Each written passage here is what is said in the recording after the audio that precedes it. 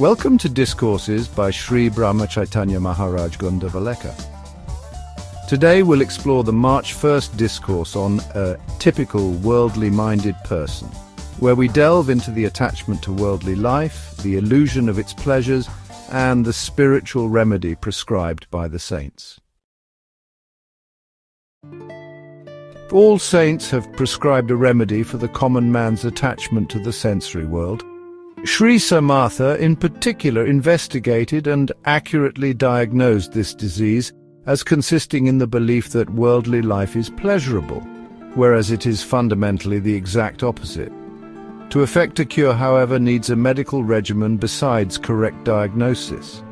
The medicine must be the one appropriate to the illness. Spirituality will be acceptable to one who finds worldly life rife with misery. A confirmed drunkard squanders all his money and belongings in drink. When not drunk, he thinks quite sensibly about his wife and children and his life in society, but his reason fails to find the way out of the impasse. To forget the tangled situation, he resorts again to drink even more vigorously until eventually he lands in utter ruin. Exactly similar is the situation of the common man with his infatuation for worldly life. He feels charmed when he begins. After some time he becomes wearied and loses his zest, and, despairing of ever being able to pursue the spiritual quest, again plunges into worldly life until, finally, he miserably succumbs.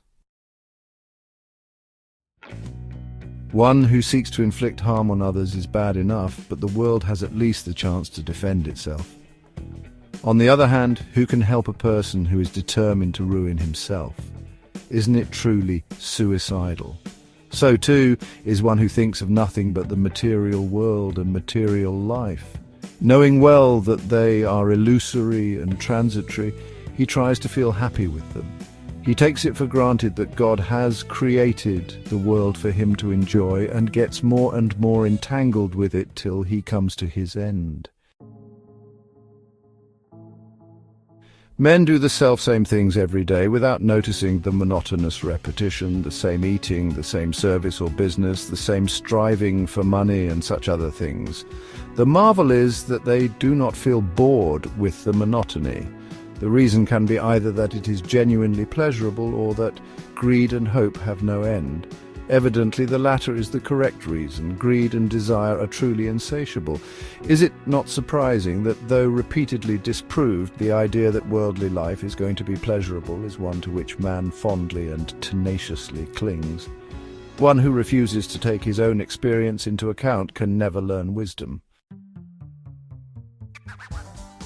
Personal reflection. Let me share a story from the life of Sant Samartha Ramdas that beautifully illustrates the importance of embracing spirituality to overcome attachment to worldly life. Sant Samartha Ramdas, a revered saint and spiritual mentor of the Bhakti movement in Maharashtra, India, was known for his profound teachings and unwavering devotion to Lord Rama. One particular incident from his life beautifully illustrates the importance of embracing spirituality to overcome attachment to worldly life. Once, a king approached Ramdas with a heavy heart, seeking guidance and solace. The king, despite his vast wealth and power, felt restless and discontented with his life. He narrated his struggles and the burden of his responsibilities to Ramdas, expressing his desire for true peace and contentment.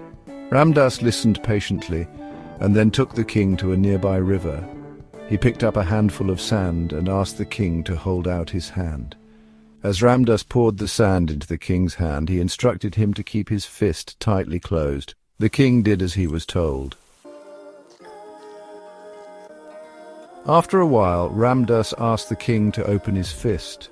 As the king opened his hand, he saw that most of the sand had slipped through his fingers, leaving only a few grains behind.